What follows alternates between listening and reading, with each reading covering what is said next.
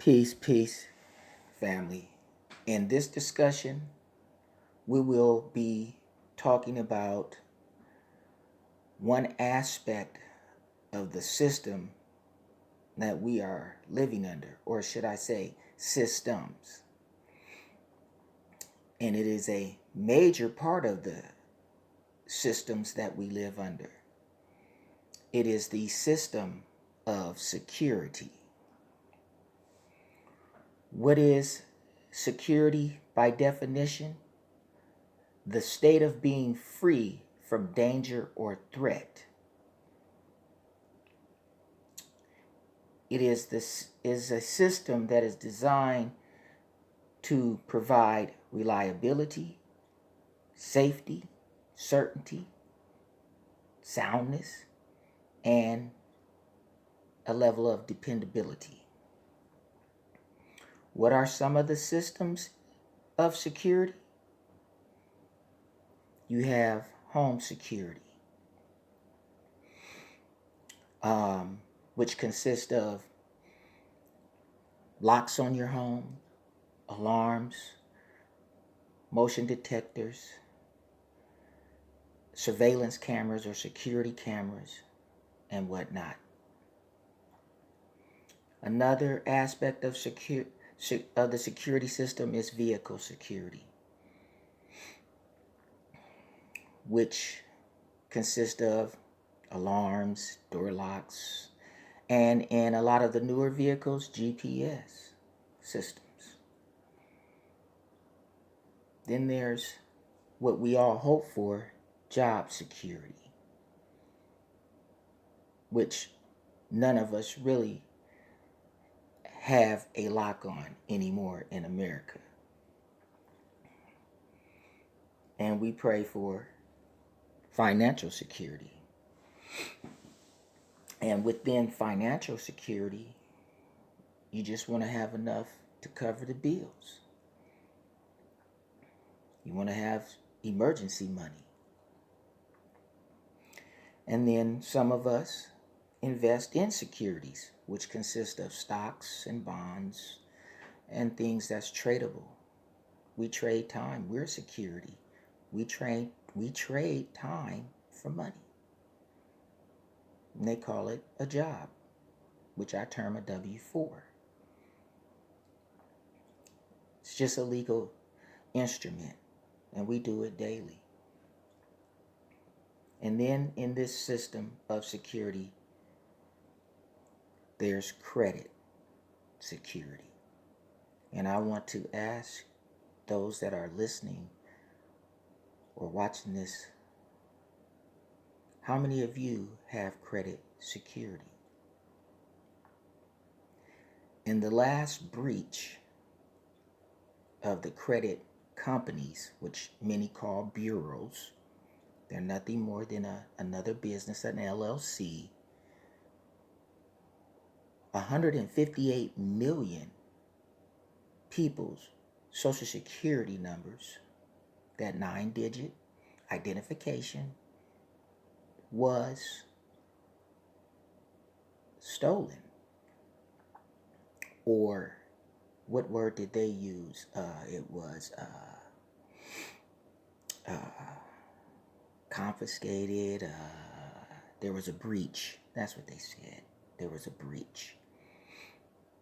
So that means that roughly 1 out of every 3 of us had our credit information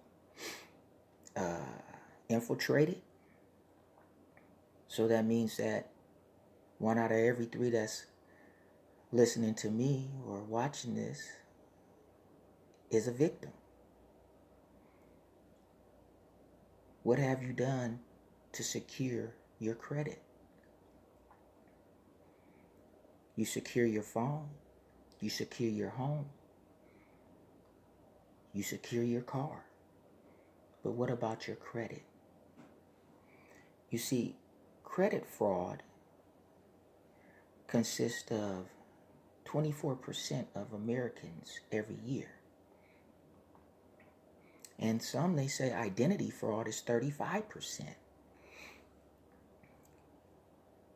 See, you may have a a code or a lock on your phone.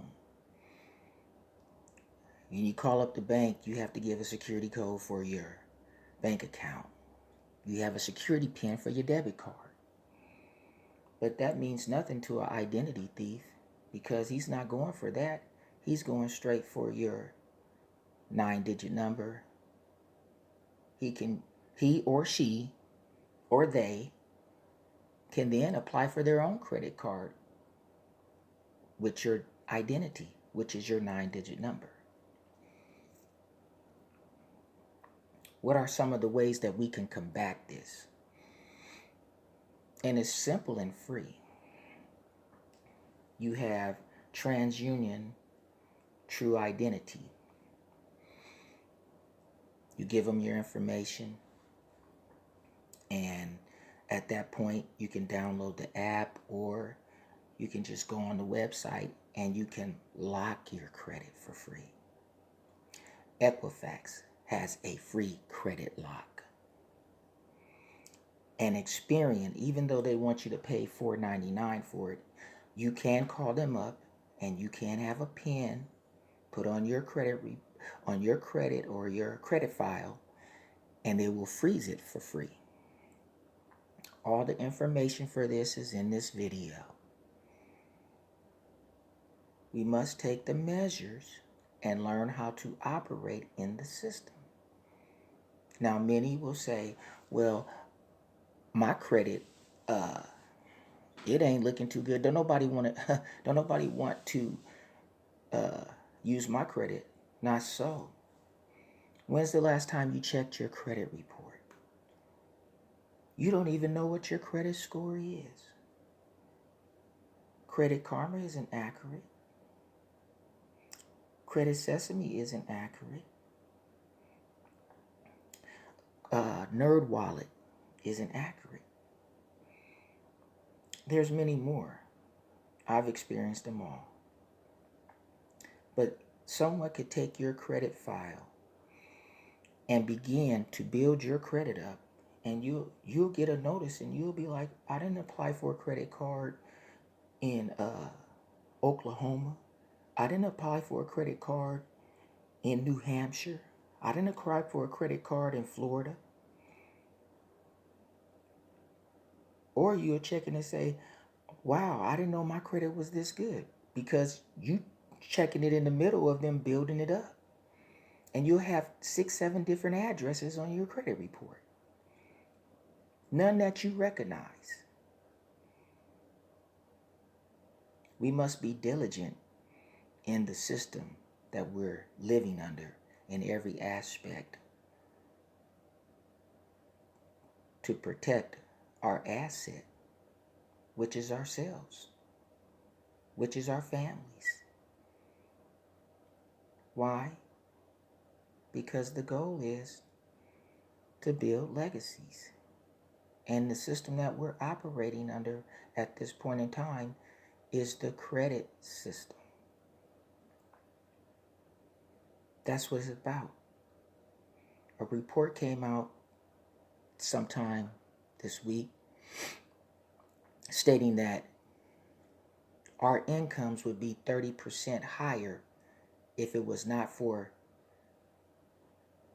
the credit that's being issued. This is how powerful credit has become. Your employers don't have to pay you as much because credit is so great. And who is credit for? Anyone that is not worth $1 billion. What's your net worth? What's your credit worth? That's what it's about in this system today. Peace and blessings, family, when we learn to do the will of the Creator.